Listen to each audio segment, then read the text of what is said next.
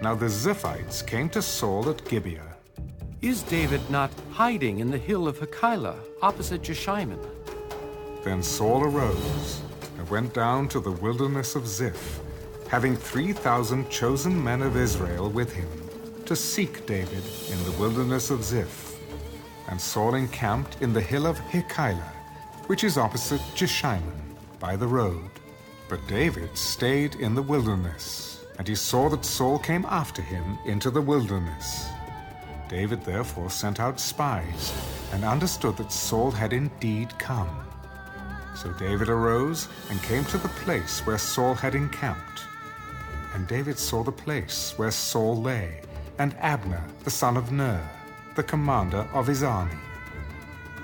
Now Saul lay within the camp, with the people encamped all around him. Then David answered, and said to Ahimelech the Hittite, and to Abishai the son of Zeruiah, brother of Joab, "Who will go down with me to Saul in the camp?" And Abishai said, "I will go down with you."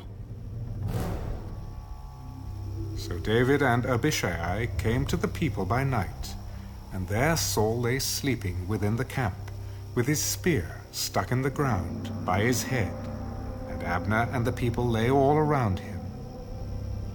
Then Abishai said to David, God has delivered your enemy into your hand this day. Now, therefore, please, let me strike him at once with the spear, right to the earth, and I will not have to strike him a second time. Do not destroy him, for who can stretch out his hand against the Lord's anointed and be guiltless? As the Lord lives, the Lord shall strike him, or his day shall come to die, or he shall go out to battle and perish. The Lord forbid that I should stretch out my hand against the Lord's anointed. But please, take now the spear and the jug of water that are by his head, and let us go."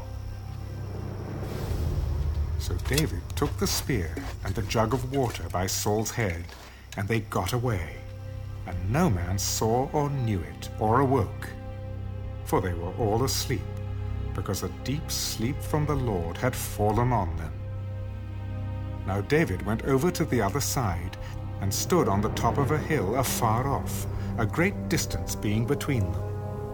And David called out to the people and to Abner the son of Ner, "Do you not answer, Abner? Who are you, calling out to the king? Are you not a man? And who is like you in Israel? Why then have you not guarded your lord the king? For one of the people came in to destroy your lord the king. This thing that you have done is not good. As the Lord lives, you deserve to die, because you have not guarded your master, the Lord's anointed. And now see where the king's spear is, and the jug of water that was by his head." Then Saul knew David's voice. "Is this your voice, my son David?" "It is my voice, my lord, O king. Why does my lord thus pursue his servant? For what have I done?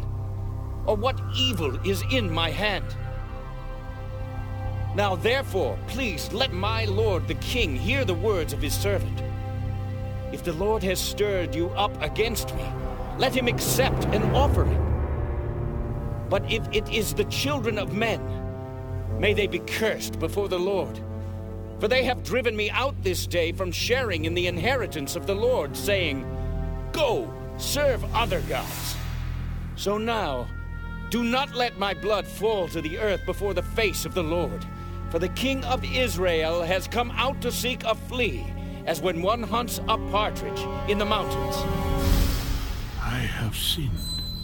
Return, my son David, for I will harm you no more, because my life was precious in your eyes this day. Indeed, I have played the fool and erred exceedingly." Here is the king's spear. Let one of the young men come over and get it. May the Lord repay every man for his righteousness and his faithfulness, for the Lord delivered you into my hand today. But I would not stretch out my hand against the Lord's anointed. And indeed, as your life was valued much this day in my eyes, so let my life be valued much in the eyes of the Lord, and let him deliver me out of all tribulation. May you be blessed, my son David.